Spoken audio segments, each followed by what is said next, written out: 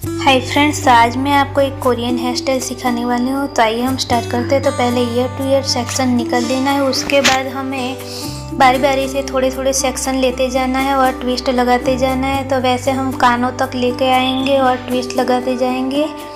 तो ये हमारा लास्ट सेक्शन आ गया है, कान तक हम लेंगे। उसके बाद हम रबर बैंड लगा देंगे और पीछे के जो बाल है उसको हम आगे ले आना है।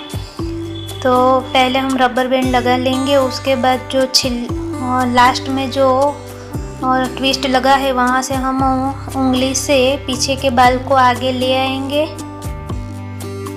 तो ये हमने आगे खींच लिया और रबर को टाइट कर देंगे। तो ये हमारा ब्रेड तैयार है, 2 चोटी वाला कोरियन हेयर स्टाइल।